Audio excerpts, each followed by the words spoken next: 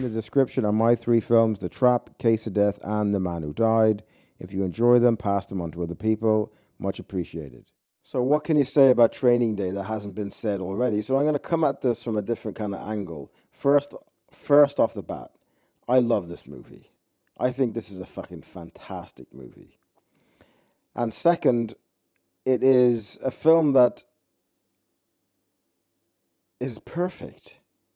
It's a perfect movie. I can't think of anything that was in it that wasn't perfect. Even the things that shouldn't have worked, even like some of the bad acting by, I think it was Ice T or Ice Cube, one of them.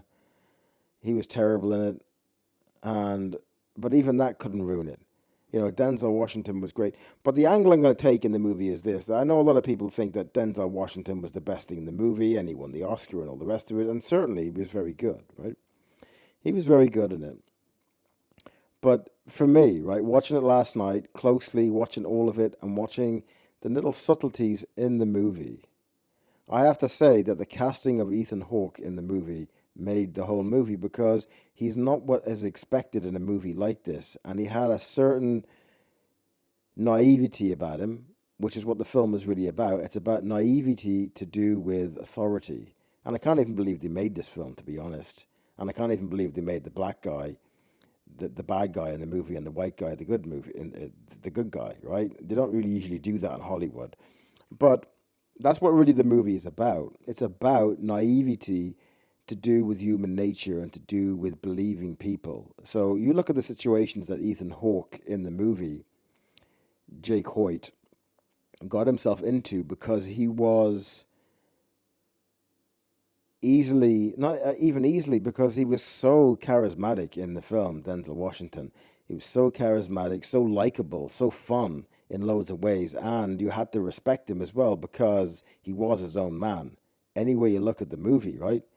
As sick and twisted as his character was in the movie, you had to respect the fact that he was his own man in a world that is a loony bin, right? So there were some elements to Denzel Washington's part that were actually pretty spot on. He was spot on about you have to be a wolf to catch a wolf. He was spot on about that, death is for certain, life is not. He was dead on that you had to treat some of the people that were ruthless as hell in the same way because you're not going to survive, right? But he went too far with the whole thing. He got power drunk but just say Ethan Hawke, right? To segue back to Ethan Hawke. Me and my uncle used to watch this film years ago, and we used to memorize the lines, and because there's so many memorable lines, my nigga, there were such great lines, let's go, nigga, let's go. Right? There were such great lines and delivered brilliantly by Denzel Washington. But if you watch Ethan Hawke in the movie, next time you watch it, right, you watch Ethan Hawke in the movie, you look at the way that he reacts to everything, because acting is reacting. That's really what it is. Now, Denzel took center stage in the film. He was tremendous in the film. He was brilliant in the film, right? Great. You can't knock the guy in this part. But if you look at Ethan Hawke and you look at the way that he was reacting to him, Jesus, man, he was fantastic in it. Ethan Hawke was fantastic in it. And like my uncle said to me years ago when we used to watch this, he used to come down the weekends and we used to watch this. He used to go on every weekend, man. We used to watch it, and it was such good fun. But like he said, even back then, years ago, 2004, something like that, Ethan Hawke's character was actually stronger than Denzel's character. Way stronger. In the center, he was way stronger, right? And if you watch the movie from that perspective, if you look at it from the perspective that kind of like, number one, that it is about naivety, that you can't, and if you do, you're going to end up with your head blasted into a bloody bathtub. He was just lucky there in the movie. Just say, obviously it's a movie, it's scripted, but like, just say you're not going to get lucky like that, right? But he trusted him, and he didn't go with his gut instinct.